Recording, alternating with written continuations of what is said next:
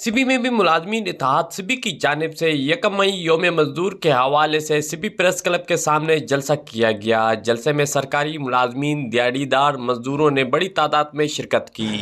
यौम मजदूर ज़ाहिर है, आप देख रहे हैं ये शिकागो के शहीदों का ये समर है।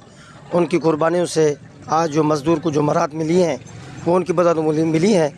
लेकिन देखें, अभी गवर्नमेंट को भी कुछ एहसास करना चाहिए। मज़दूर जो है वो रीढ़ की हड्डी होता है।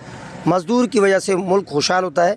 तो गवर्नमेंट को चाहिए कि मज़दूरों के लिए जितनी सहूलतें होती हैं, जितनी जो है उनकी मराहत है, उनमें इजाफा करे। महंगाई को आप देख लें, हाउस रेंट देखें, मेडिकल देखें।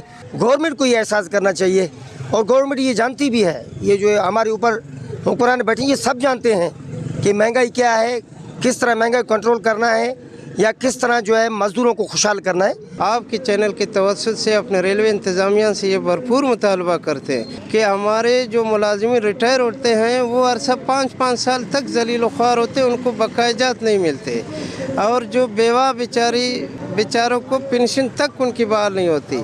और अरसा दराज से हमारे रेलवे में जो भर्तियाँ बंद की गई है उसकी भी हम आज के इस आलमी दिन के हवाले से भरपूर मजम्मत करते हैं। मुकर्रीन ने जलसे से खिताब करते हुए कहा कि हुक्मरानों की गलत पॉलिसियों की वजह से मजदूर 2 वक्त की रोटी के लिए मोहताज हो गए हैं। शदीद महंगाई ने गरीब मुलाजमीन की कमर तोड़ दी है। उन्होंने मुतालबा किया कि हुकूमत सरकारी मुलाजमीन की तनख्वाहों में कम से कम 200% इजाफा करे ताकि गरीब मुलाजमीन आसानी से अपना गुजारा कर सके।